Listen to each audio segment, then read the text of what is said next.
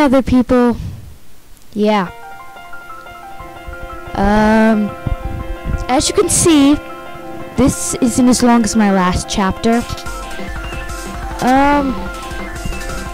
So I'm working on it.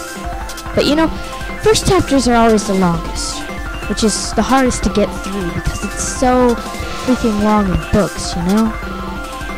Okay, well anyways, let's begin. I went to a light touch of a hand on my forehead and struggled to open my eyes, barely succeeding. I looked just in time to see Jasmine opening the door, staring right above me, in shock. My eyelids became too heavy and they slowly drooped and closed. A sweet male voice babbled softly. She's very clumsy, isn't she?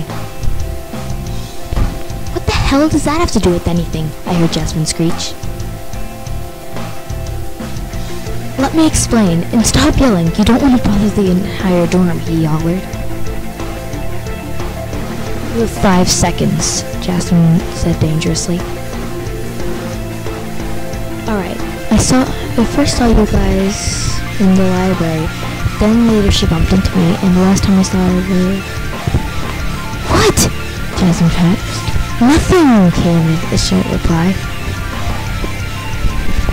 That doesn't really matter. What matters is she's losing a lot of blood. Probably from being clumsy again. So will you please worry more about her and get the nurse? There was a long pause, and then Jasmine softly agreed. I heard hurried footsteps leaving the room, and the slam of a door closing. Something clicked. The male voice was him, the Toku. He had stayed with me in the room to make sure I was okay. The feeling was beginning to come back into my legs and then slowly the rest of me. I felt the heat of another human being and I realized I was in his lap. The surprise jolted me the rest of the way into consciousness as I abruptly sat up and pushed myself away from him, falling off the bed. I landed with a thud. He sighed and kindly helped me onto the bed with a trembling hand, then took a few steps away. My face was hotter than a burning ember when I asked, "What are you doing here?" His expression changed from guarded caution to anger as he replied, looking away and being as far away from me as possible. God, you're such an idiot! You're like danger prone or something. I've been here keeping you from bleeding to death. You have no right to question me, damn it! Something sparked in me. Once I got into an argument, I did not let it go.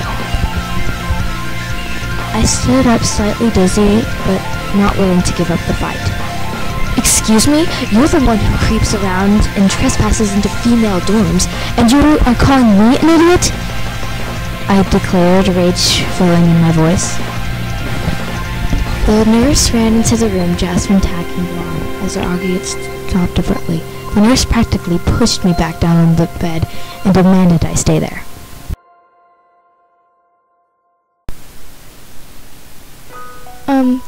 Excuse me, Safaia Sapphire, she asked. Would you mind leaving the room for a moment? Sure, he agreed, unsure. Then he thankfully left the room and hopefully the whole girls' dorm area, and I had calmed down.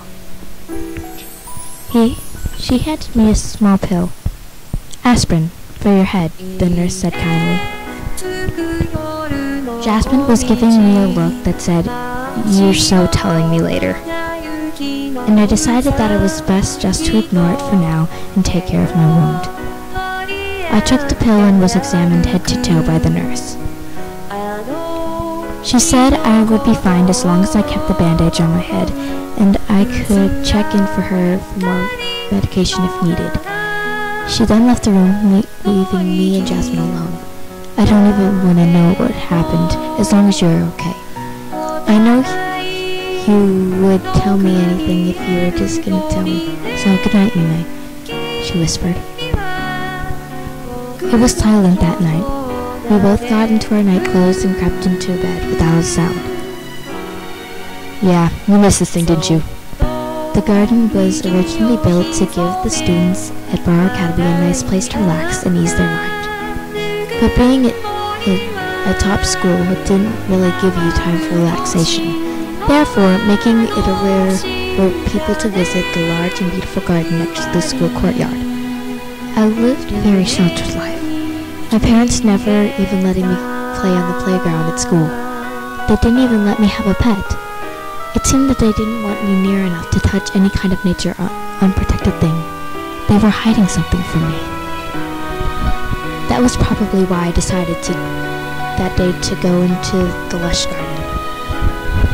It was more beautiful on the inside than out. Everything was different shades of green. It seemed it went on forever. As I looked around with a huge smile on my face, a small yet beautiful pale yellow butterfly fluttered past me. I followed it across the garden as it landed on a white rose, almost completely blending into its color. Next to it was a blue butterfly on a red rose. I approached them slowly, trying not to scare them away. When it was about a foot away, the blue butterfly floated away, leaving the white one all alone. I don't understand it, but I had a connection with the yellowish butterfly. I heard its tiny voice in my heart, barely noticeable. I placed a finger next to the rose for the butterfly to climb onto it. It shortly did, and I brought the creature up to my face. A spiral of light enveloped the butterfly. Its gleaming pattern soon spun over my arm and then my whole body. What is this? I thought as I closed my eyes. A smile of freedom spread across my face. When I opened them again, I was floating there with sheer white wings to support me. When I looked forward, I saw starlight shining heavily above me. Yay, it's over again. Yeah.